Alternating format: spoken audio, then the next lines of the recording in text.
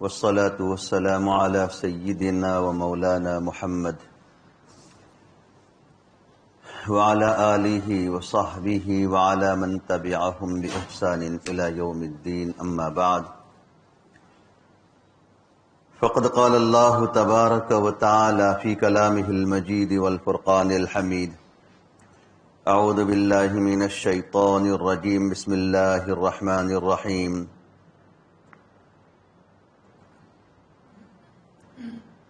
أما السفينة فكانت لمساكين يعملون في البحر فأردت أن أعيبها وكان وراءهم ملك يأخذ كل سفينة غصبا وأما الغلام فكان أبواه مؤمنين فخشينا أن يرهقهما طغيانا وكفرا فأردنا أن يبدلهما ربهما خيرا منه زكاة وأقرب رحما وأما الجدار فكان لغلامين يتيمين في المدينة وكان تحته كنز لهما وكان أبوهما صالحا فأراد ربك أن يبلغا أشدهما ويستخرجا كنزهما رحمة من ربك وما فعلته عن أمري ذلك تأويل ما لم تستطع عليه صبرا.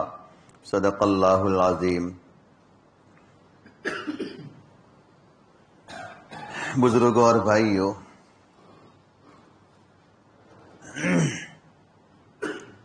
کل گزشتہ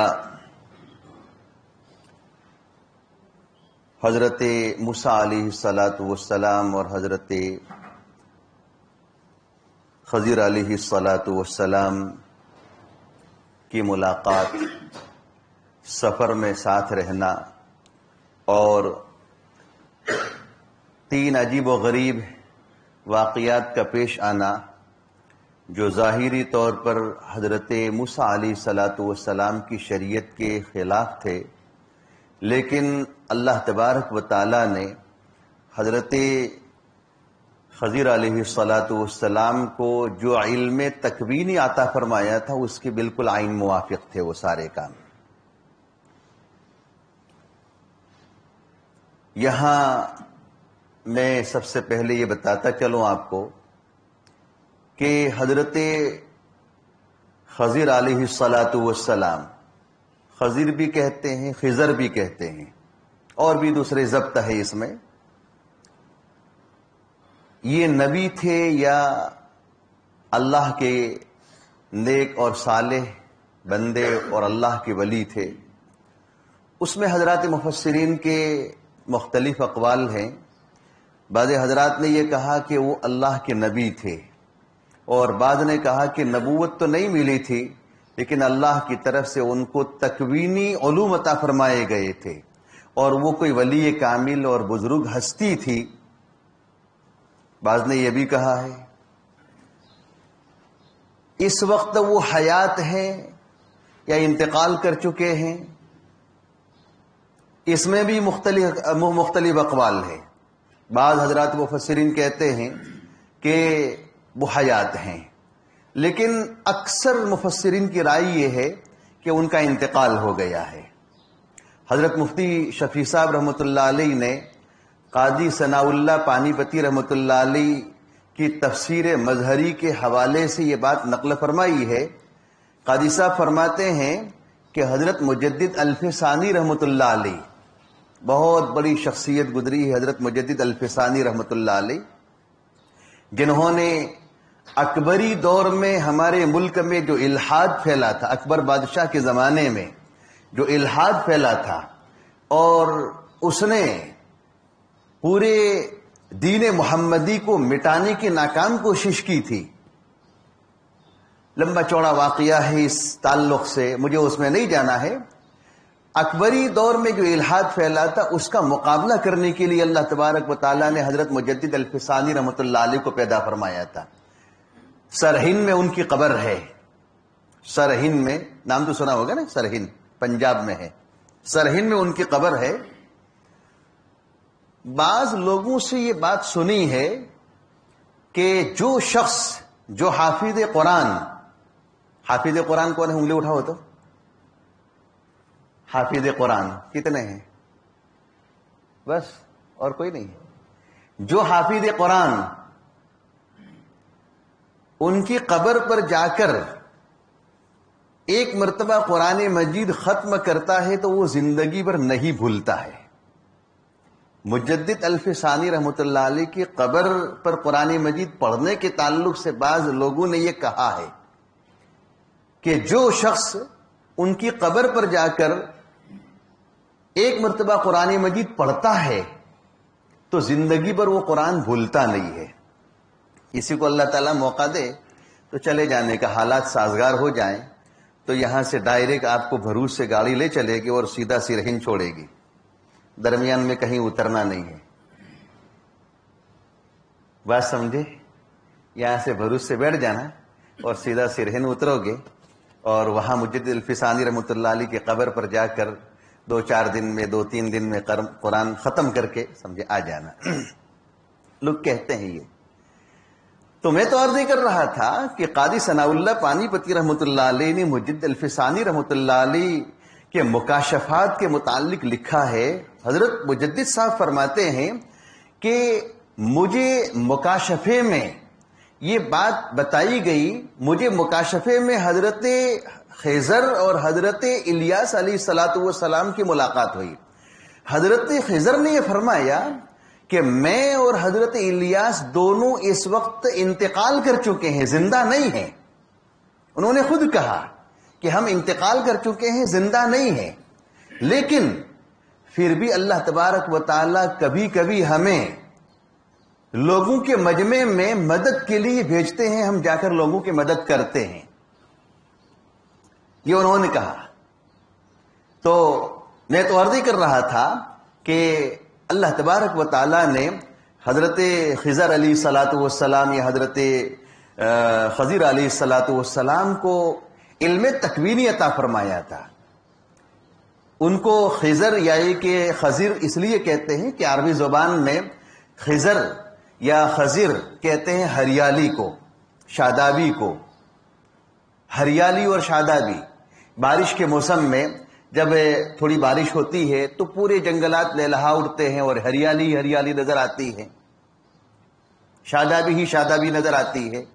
تو حضرت خضر علیہ الصلوۃ والسلام کے ہاں بیٹھتے تھے، وہاں فوراً سبزہ اگ آتا تھا، سبزہ ہریالی اگ آتی تھی، اس لیے ان کو خضر یا کہ خضر کہتے ہیں۔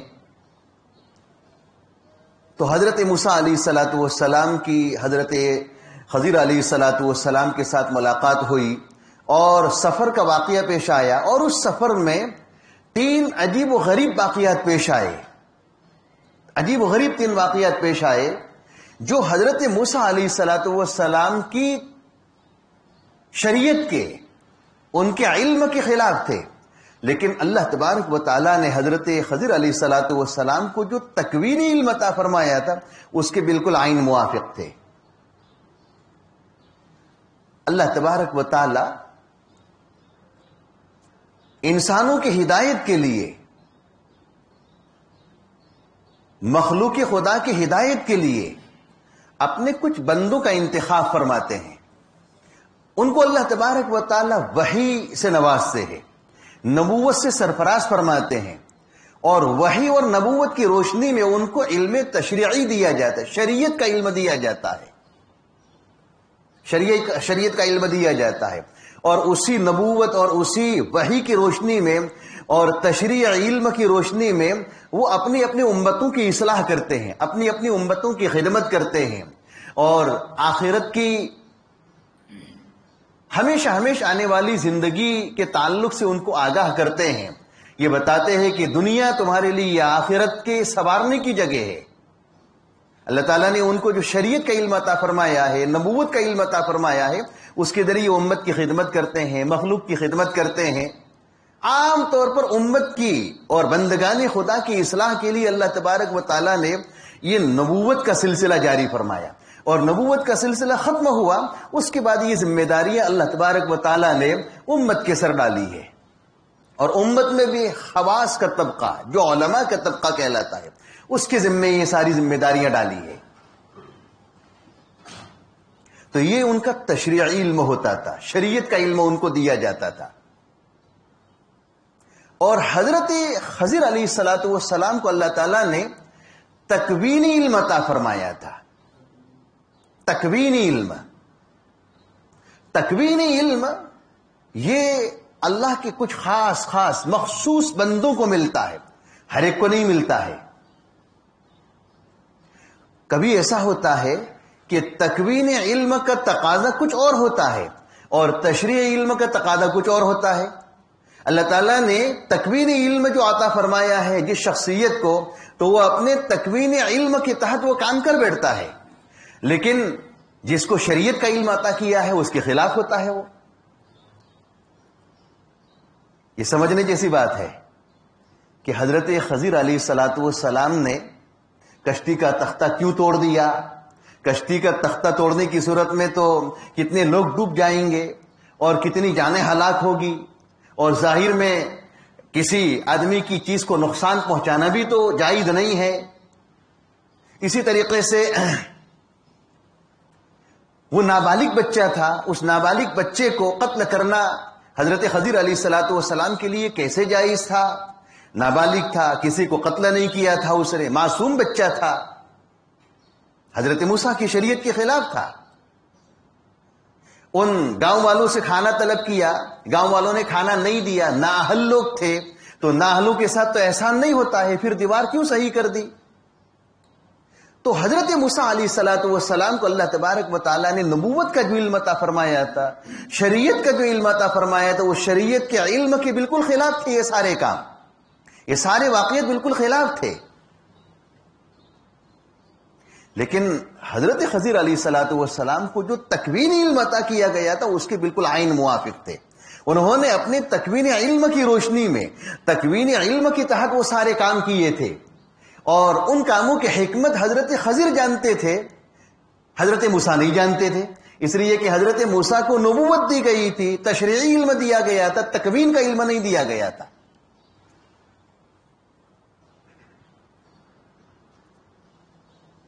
اس لیے حضرت خضر علیہ الصلوۃ والسلام نے سب سے پہلا کام جو کیا کشتی میں سوار ہونے کے بعد، کہ کشتی کے تختے کو کلہاڑے کے ذریعے کیا کر دیا؟ اکھاڑ دیا. کوئی بھی آدمی اس کام کو پسند نہیں کرے گا. ایک آدمی اپنی بہترین گاڑی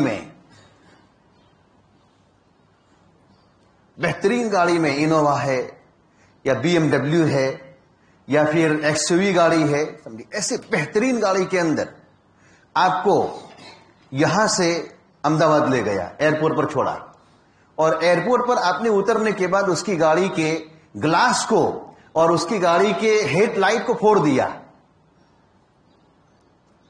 تو ہر آدمی یہ سمجھے گا کہ بھئی یہ کیسا ناہنجار ہے کہ بیچارہ یہ اپنی گاڑی لے کر چھوڑنے کے لیے آیا، اور مفت میں چھوڑنے کے لیے آیا، کرایہ بھی نہیں لیا، اور اترنے کے بعد اس نے گاڑی کو نقصان پہنچا دیا. یہاں پر بھی وہی معاملہ ہے کہ بغیر کرائے کے ان کو سوار کیا تو ان کا شکریہ ادا کرنا چاہیے تھا، ان کو تھینک یو کہنا چاہیے تھا. لیکن حضرت خضر علیہ الصلوۃ والسلام نے کیا کیا؟ کشتی کے تختے کو جو حصہ پانی سے ملا ہوا تھا اس کو توڑ دیا. ان کے علم کی بالکل موافق تھا، ان کو جو علم دیا گیا تو اس کے موافق تھا. لیکن حضرت موسیٰ علیہ الصلوۃ والسلام کی شریعت کے وہ خلاف تھا. رخصت ہوتے ہوئے اپنے اس کام کی وجہ ذکر فرمائی کہ دیکھو، میں نے کشتی کا تختہ اس لیے توڑا تھا کہ یہ کشتی 10 غریب اور مسکین بھائیوں کی تھی. 10 غریب اور مسکین بھائیوں کی تھی. ان میں 5 اپاہج اور معذور تھے. 5 اپاہج اور معذور تھے. کوئی اندھا تھا، کوئی بہرا تھا، کوئی لولا تھا، کوئی لنگڑا تھا. اس طریقے سے 5 تو معذور تھے اور باقی 5 صحیح سالم تھے. تو وہ روزانہ کشتی لے کر سمندر میں جاتے تھے اور اپنے 5 کا اور وہ 5 بھائی جو معذور تھے ان کا گزر بسر اسی کشتی کے ذریعے کرتے تھے.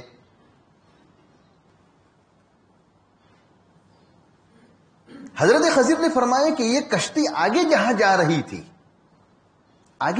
رہی تھی وہاں ایک ظالم بادشاہ کی حکومت پڑتی ہے، اور وہ اپنے کارندوں کو چھوڑ دیتا ہے اور کہتا ہے کہ جو بھی اچھی اور خوبصورت اور فائن تم کو کشتی نظر آوے سمندر کے اندر چلتی ہوئی، تو اس کشتی کو بلا کچھ کہے اس کو غصب کر لو، اس کو لے لو، غصب کر لو۔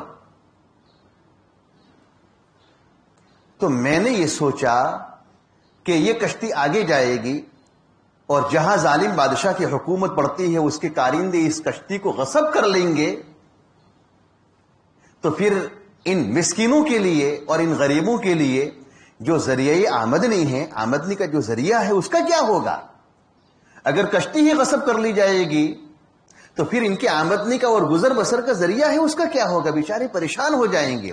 اس لیے میں نے کشتی کو تھوڑا عیبدار بنا دیا، معیوب بنا دیا، تھوڑا تختہ توڑ دیا۔ اور بادشاہ کی عادت یہ تھی کہ جو کشتی اچھی ہوتی تھی اسی کو وہ لیتا تھا، غصب کرتا تھا، اور ذرا اس کے اندر کوئی خامی ہو، کوئی نقصان ہو تو اس کشتی کو وہ نہیں لیتا تھا۔ اس لیے میں نے تھوڑا سا اس کو کیا کر دیا، معیوب بنا دیا، تاکہ ان کے لیے کشتی باقی رہے۔ دیکھیے، حضرت خضر علیہ السلام کو یہ تکوین علم عطا کیا گیا تھا، اور یہ تکوین علم حضرت موسیٰ کو نہیں تھا۔ ان کے پاس تو شریعت کا علم تھا، اس لیے شریعت کے علم کی روشنی میں انہوں نے یہ کہہ دیا کہ بھئی کشتی کو کیوں توڑ دیا تم نے؟ ان لوگوں نے ہمیں سوار کیا، تو سوار کرنے کے بعد تو ہمیں ان کا شکریہ ادا کرنا چاہیے، کرایہ بھی نہیں لیا۔ تو ان کے علم کے مطابق تھا وہ، لیکن حضرت خضر علیہ السلام کے علم کے بالکل سمجھے عین موافق تھا، اور ان کے سمجھے علم کے مخالف خلاف تھا وہ۔ اللہ تعالیٰ قرآن مجید میں کیا فرماتے ہیں؟ اما السفینۃ فکانت لمساکین یعملون فی البحر فاردت ان اعیبها وکان وراءهم ملک یاخذ کل سفینۃ غصبا۔ رہ گئی کشتی تو وہ چند مسکینوں کی تھی، غریبوں کی تھی، یعملون فی البحر، سمندر میں وہ کام کیا کرتے تھے۔ تو میں نے یہ چاہا کہ اس کو عیبدار بنا دوں، اس لیے کہ ان کے آگے ایک بادشاہ تھا جو ہر کشتی کو غصب کر کے لے لیا کرتا تھا، یعنی ہر اچھی اور عمدہ کشتی کو غصب کر کے لے لیا کرتا تھا۔ اب معیوب بن گئی تو ان کی کشتی محفوظ رہے گی۔ دوسرا واقعہ بڑا عجیب و غریب پیش آیا تھا کہ ایک گاؤں میں گئے، بچے کھیل رہے تھے، تو ایک بچے کو جو معصوم تھا، بے گناہ تھا، بلا کر اس کے سر کو پکڑ کر کیا کر دیا، گھما دیا، اور دھڑ سے سر الگ کر دیا۔ یہ بھی حضرت موسیٰ علیہ السلام کی شریعت کے بالکل خلاف تھا کہ بھی چھوٹا نابالغ بچہ ہے، اس نے کسی کو کچھ نہیں کیا ہے، اور تم نے اس بچے کو قتل کر دیا، اچھا کام نہیں کیا۔ لیکن حضرت خضر علیہ السلام کو جو علم عطا کیا گیا تھا تکوینی، اس کے بالکل عین موافق تھا، عین موافق تھا وہ۔ وجہ بتائی کہ میں نے اس بچے کو اس لیے قتل کیا، اس بچے کو میں نے اس لیے قتل کیا کہ اس بچے کے والدین مسلمان تھے، مومن تھے، اور میرے تکوین علم کے تحت مجھے بتایا گیا تھا کہ یہ بچہ بڑا ہوگا، اور بڑا ہونے کے بعد کافر اور سرکش بنے گا، اور اپنے والدین کو پریشان کرے گا، اور کہیں ایسا نہ ہو کہ اس کے مطالبات پورا کرنے کی صورت میں والدین مشقت میں پڑ جاوے، اور کہیں ایسا نہ ہو کہ وہ بھی کفر کی طرف مائل ہو جاوے، آمادہ ہو جاوے۔ اس لیے مجھے اس کے والدین کے ایمان کی فکر ہوئی۔ یہ تو ابھی معصوم ہے، ابھی نابالغ ہے، لیکن بڑا ہو کر یہ بچہ کیا کرے گا؟ کافر بنے گا، سرکش بنے گا، اور اپنے ایسے ایسے مطالبے رکھے گا، اپنے والدین پر ایسی زبردستی کرے گا کہ یہ اپنے والدین کے لیے ایک درد سر بن جائے گا، اور کہیں ایسا نہ ہو کہ اس کی محبت میں آ کر والدین کفر کی طرف مائل ہو جاوے۔ مجھے یہ خطرہ لاحق ہوا تھا، یہ طغیان بن جائے گا، یہ سرکش بن جائے گا، اور والدین کے لیے پریشانی کا باعث بنے گا، اس لیے میں نے اس کو قتل کیا تھا۔ دیکھیے، حضرت موسیٰ علیہ السلام کی شریعت کی یہ خلاف ہے، کسی معصوم بچے کو، کسی نابالغ بچے کو قتل کرنا جائز نہیں ہے۔ لیکن حضرت خضر علیہ الصلوۃ والسلام کو جو تکوینی علم عطا کیا گیا تھا وہ ان کے سمجھے علم کے موافق تھا. اور میں نے آپ کو پہلے بتایا کہ اللہ تبارک و تعالیٰ اپنے مخصوص بندوں کو علم عطا فرماتے ہیں. آج اگر کسی آدمی کو خواب آوے کہ یہ بچہ بڑا ہو کر سرکش بنے گا اور اپنے والدین کے لیے درد سر بنے گا، اپنے والدین کے لیے سرکشی کا باعث بنے گا، کسی کو خواب آوے یا کسی کو الہام ہو، اللہ کی طرف سے اس کے دل کے اندر بات ڈالی جاوے کہ وہ بچہ خطرناک بنے گا، تو آج کسی کے لیے قتل کرنا جائز نہیں ہوگا. کیوں؟ اس لیے کہ وہ مخصوص علم ہے جو اللہ کی طرف سے دیا جاتا ہے. آج وہ جائز نہیں ہوگا. آج تو ایسا ہوتا ہے کہ بچہ جتنا سرکش ہوتا ہے ماں باپ اس کے ساتھ اتنا ہی نرمی کا معاملہ کرتے ہیں. ہوتا ہے، بالکل سمجھو اس کو. بچہ جتنا سرکش ہوتا ہے تو سمجھے والدین اس کے ساتھ اتنا ہی نرمی کا معاملہ کرتے ہیں. کیوں نرمی کا معاملہ کرتے ہیں؟ اگر تھوڑی سختی کریں گے تو ریل کی پٹری پر وہ سو کر کے کیا کرے گا؟ خودکشی کر لے گا، بھاگ جائے گا، یہاں سے فرار ہو جائے گا، تو زندگی بھر ہمیں پچھتانا پڑے گا. اس لیے ایسے سرکش بچوں کے ساتھ والدین ذرا سختی کا معاملہ کرنے کے بجائے تھوڑا نرمی کا معاملہ کرتے ہیں. صحیح کہہ رہا ہوں غلط کہہ رہا ہوں میں؟ ارے صحیح کہہ رہا ہوں غلط کہتا ہوں؟ بالکل صحیح کہتا ہوں میں، صحیح کہتا ہوں میں. ایسا ہے. اس لیے حضرات علماء نے لکھا ہے کہ والدین کی نیکی کا اثر اپنے اولاد پر پڑتا ہے. والدین کی نیکی کا اثر اپنی اولاد پر پڑتا ہے. اس لیے خود اگر نیک بنیں گے تو اولاد بھی انشاءاللہ نیک بنے گی. خود اگر نیک بنیں گے تو اولاد بھی کیا ہوگی؟ نیک بنے گی. اور کسی آدمی کے علم سے ایک امت مستفید ہوتی ہے، اس کی نیکی، اس کے صلاح و تقوی سے ایک امت کو استفادہ کرنے کا موقع ملتا ہے، مستفید ہوتی ہے. حتیٰ کہ بعض احادیث سے معلوم ہوتا ہے کہ اللہ کے کسی نیک بندے کو اگر قبرستان میں دفن کیا جائے تو اس کے صلاح و تقوی اور اس کی نیکی کا اثر سارے قبرستان والوں کو پہنچتا ہے. اللہ کا ایک بندہ اگر کسی قبرستان میں دفن ہو گیا تو اس کی نیکی اور صلاح و تقوی سے سارے قبرستان والے فائدہ اٹھاتے ہیں.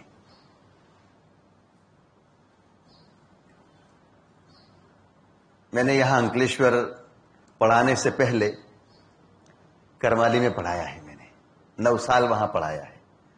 وہاں کے بانی اور وہاں کے محترم حضرت مفتی احمد بیماس صاحب نور اللہ مرقدہ، جو دارالعلوم فلاحی دارین کے شیخ الحدیث رہ چکے تھے. نام سنا ہے مفتی احمد بیماس صاحب کا نام؟ بہت بڑی شخصیت گجرات کی تھی اور گجرات کے مفتی اعظم تھے. وہ ان کا انتقال ہوا، ہم لوگ وہیں تھے. ان کے انتقال کے بعد تھوڑا آپس میں مشورہ ہوا کہ حضرت مفتی صاحب کی قبر کہاں بنائی جائے. مدرسے کے احاطے میں ایک کونے میں قبرستان چھوٹا سا بنایا جائے اور مفتی صاحب کی قبر وہیں بنائی جائے، یا کہ مدرسے سے باہر جو قبرستان ہے وہاں عام قبرستان میں دفن کیا جائے. بعد ان کے بیٹوں کی رائے یہ تھی کہ مدرسے ہی میں ایک جگہ پر جگہ تجویز کر کے چھوٹا سا قبرستان بنایا جائے اور مفتی صاحب کو وہاں دفن کیا جائے. لیکن گاؤں والوں کے اکثر لوگوں کی رائے یہ تھی کہ نہیں، مفتی صاحب کو عام قبرستان میں دفن کرو.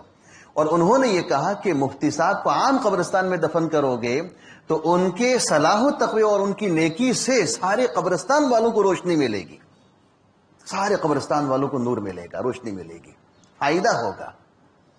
اللہ کا ایک بندہ کسی بستی میں آ جاتا ہے، بستی والوں کے لیے سمجھے نورانیت کے لانے کا ذریعہ بنتا ہے، ہدایت کا ذریعہ بنتا ہے. اللہ کا ایک بندہ اگر کسی قبرستان میں دفن ہو جاتا ہے، نیک بندہ، تو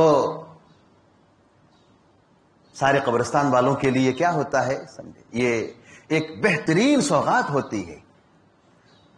دارالعلوم دیوبند کے سابق شیخ الحدیث حضرت مفتی سعید صاحب پالنپوری نور اللہ مرقدہ کا نام سنا ہے؟ نام سنا ہے کہ نہیں سنا ہے؟ تقریباً 48 سال دارالعلوم دیوبند میں پڑھایا. 48 سال اور 9 سال راندیر میں پڑھایا. اللہ تبارک و تعالیٰ نے ایک طویل زندگی حدیث کی خدمت کی عطا فرمائی.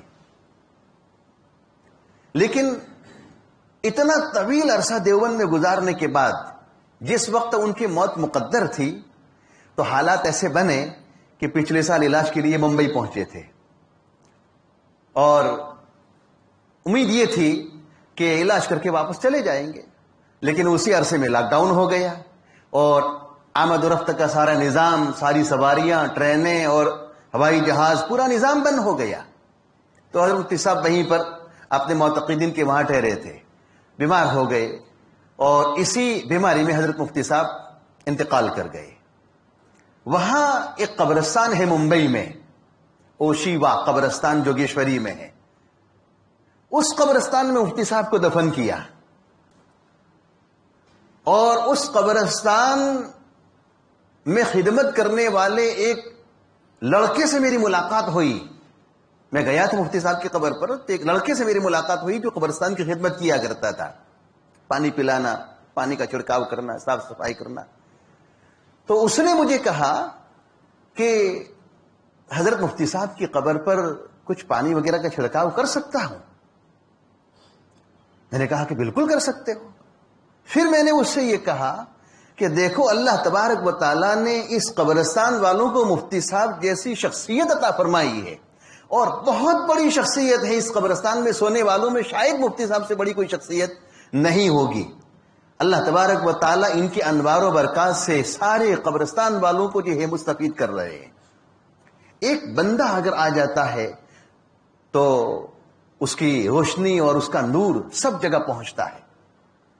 تو میں تو عرض کر رہا تھا کہ والدین کی نیکی کا اثر اولاد پر پڑتا ہے، اس لیے والدین نیک اگر بنیں گے تو اس کا اثر اپنی اولاد پر پڑے گا، وہ بھی نیک بنے گی. تو حضرت خضر علیہ الصلوۃ والسلام کی جو تکوین علم تھا، اس تکوین علم کے بالکل عین مطابق تھا.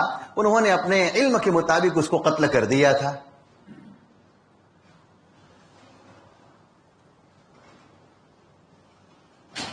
اللہ تبارک و تعالی نے پھر اس والدین کو اس لڑکے کے قتل ہونے کے بعد ایک لڑکی عطا فرمائی جو اس لڑکی کے مقابلے میں بہتر تھی. ایک لڑکی عطا فرمائی جو اس لڑکے کے مقابلے میں بہتر تھی. اور بعض روایتوں سے معلوم ہوتا ہے کہ اس لڑکی کے پیٹ سے اللہ نے ایک نبی کو پیدا کیا اور امت کو ہدایت دی. اور بعض روایتوں سے معلوم ہوتا ہے کہ 2 نبی پیدا کیے. اور بعض روایتوں سے معلوم ہوتا ہے کہ اللہ تبارک و تعالیٰ نے نبوت کا سلسلہ جاری کیا. دیکھو یہ حضرت خضر علیہ الصلوۃ والسلام کی وہ جو علم تکوینی تھا اس کے عین مطابق تھا. اور حضرت موسیٰ علیہ الصلوۃ والسلام اپنے تشریعی علم کی روشنی میں اعتراض کر بیٹھے. دیکھیے کیا ہے، وَأَمَّا الْغُلَامُ فَكَانَ أَبَوَاهُ مُؤْمِنَيْنِ فَخَشِينَا أَن يَرْهِقَهُمَا طُغْيَانًا وَكُفْرًا. اور رہ گیا وہ بچہ، اس کے والدین مومن تھے، ہمیں یہ خطرہ لاحق ہوا کہ وہ ان دونوں کو پریشان نہ کر دے سرکشی اور کفر کر کے. فَأَرَدْنَا أَن يُبْدِلَهُمَا رَبُّهُمَا خَيْرًا مِّنْهُ زَكَاةً وَأَقْرَبَ رُحْمًا. ہم نے ارادہ کیا کہ ان کا رب ان کو بدلے میں عطا فرمائے اس سے بہتر باعتبار پاکیزگی کے اور بہت زیادہ قریب ہو باعتبار سمجھے رحم کے. ایسا سمجھے کوئی دوسرا بچہ عطا فرمائے. اللہ تبارک و تعالیٰ نے لڑکی عطا فرمائی اور اس کے پیٹ سے نبوت کا سلسلہ جاری ہوا.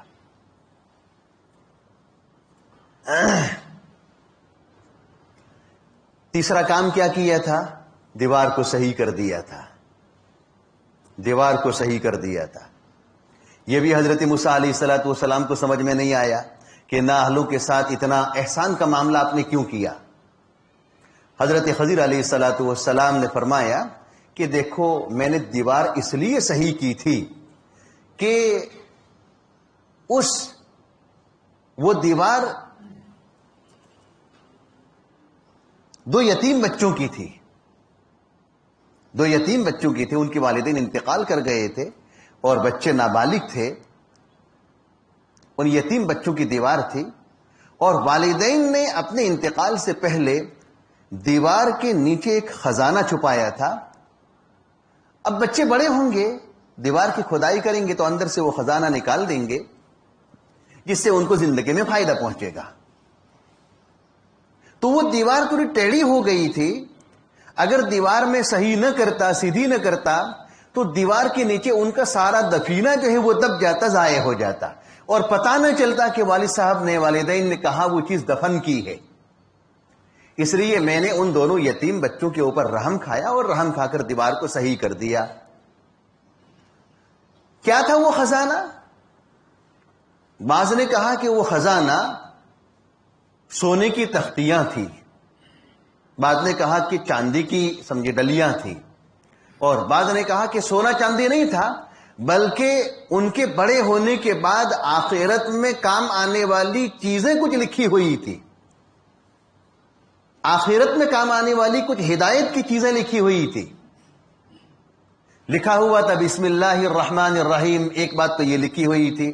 ایک بات لکھی ہوئی تھی لا الہ الا اللہ محمد الرسول اللہ، لا الہ الا اللہ یہ لکھا ہوا تھا. اور ایک بات لکھی ہوئی تھی کہ اللہ تعالیٰ فرماتے ہیں کہ مجھے تعجب ہے اس شخص پر کہ جو تقدیر پر ایمان رکھتا ہے لیکن پھر بھی اچھے کام نہیں کرتا ہے. لکھا ہوا تھا کہ مجھے تعجب ہے اس شخص پر کہ جو ایمان رکھتا ہے کہ روزے دینے والی ذات اللہ کی ہے لیکن پھر بھی روزی کے لیے مارا مارا پھرتا ہے. لکھا ہوا تھا کہ مجھے تعجب ہے اس بات پر کہ مرنے کے بعد ایک مرتبہ انسان کو آنا ہے لیکن پھر بھی وہ میری ذات سے غافل ہے. ایسی آخرت میں کام آنے والی چیزیں اچھی اچھی لکھی ہوئی تھی. اب بچے بڑے ہونے کے بعد تھوڑی کھدائی کرتے اور اندر سے وہ چیزیں نکالتے، ان کی آخرت سنور جاتی، آخرت بن جاتی. اگر میں اس کو صحیح نہ کرتا تو اس صورت میں وہ دفینہ نیچے دب جاتا اور ضائع ہو جاتا. اس لیے میں نے صحیح کیا. دیکھیے وَأَمَّا الْجِدَارُ فَكَانَ لِغُلَامَيْنِ يَتِيمَيْنِ فِي الْمَدِينَةِ وَكَانَ تَحْتَهُ كَنْزٌ لَهُمَا وَكَانَ أَبُوهُمَا صَالِحًا. رہ گئی دیوار تو وہ دو یتیم بچوں کی تھی شہر میں، اور اس کے نیچے ان دونوں کا خزانہ تھا اور ان کے والدین بالکل نیک تھے. فَأَرَادَ رَبُّكَ أَن يَبْلُغَ أَشُدَّهُمَا. تمہارے رب نے ارادہ کیا یہ کہ وہ اپنے بلوغ کی انتہا کو پہنچے اور وہاں سے اپنا خزانہ نکالے. یہ آپ کے پروردگار کی طرف سے باعتبار بطور رحمت تھا. وَمَا فَعَلْتُهُ عَنْ أَمْرِي. حضرت خضر اخیر میں یہ فرماتے ہیں وَمَا فَعَلْتُهُ عَنْ أَمْرِي، کہہ رہے کہ یہ سارے کام میں نے اپنے حکم سے نہیں کیے ہیں، اللہ کی طرف سے مجھے بتایا گیا تھا، میں نے اپنے طور پر یہ کام نہیں کیے ہیں. ذَلِكَ تَأْوِيلُ مَا لَمْ تَسْطِع عَلَيْهِ صَبْرًا. کہہ رہے کہ یہ سارے ان کاموں کی تعویلات ہیں، جوابات ہیں جن پر اے موسیٰ تم صبر نہیں کر سکے تھے. جواب بتا دیا. گویا کہ علم تکوینی کے طور پر انہوں نے یہ سارے کام کیے تھے. ایک مرتبہ حضرت عبداللہ ابن عباس رضی اللہ تعالیٰ عنہ کے پاس نجدہ حروری نامی ایک شخص تھا جو خوارج میں سے تھا. نجدہ حروری نے حضرت عبداللہ ابن عباس کے نام خط لکھا. اس میں لکھا ہوا تھا کہ قرآن مجید میں حضرت موسیٰ اور حضرت خضر کا جو واقعہ ہے تو اس واقعے میں حضرت خضر علیہ السلام نے ایک معصوم بچے کو کیوں قتل کر دیا تھا؟ جواب دو، جواب دو. تو حضرت عبداللہ ابن عباس رضی اللہ تعالیٰ عنہ مفسر قرآن تھے. اللہ تبارک و تعالیٰ نے ان کو قرآن کا زبردست علم عطا فرمایا تھا. نبی کریم صلی اللہ علیہ وسلم کی دعائیں تھیں ان کے ساتھ. حضرت عبداللہ ابن عباس نے جواب لکھا کہ حضرت خضر علیہ السلام کو جو علم تکوین عطا کیا گیا تھا، اگر وہ علم تکوینی تجھے عطا کیا گیا تو تیرے لیے بھی چھوٹے نابالغ بچے کو قتل کرنا جائز ہوگا، تیرے لیے بھی جائز ہوگا. بہرحال خلاصہ یہ ہے کہ یہ سارے کام تکوینی طور پر ہوئے تھے اور جو تشریعی علوم کے بالکل خلاف تھے. یہ 2 دن میں نے آپ کے سامنے حضرت موسیٰ اور حضرت خضر علیہ السلام کے واقعے کے تعلق سے باتیں کہی ہے. اللہ تبارک و تعالی اس کے نکات کو سمجھنے کی ہم سب کو توفیق عطا فرمائے. وآخر دعوانا الحمد للہ رب العالمین.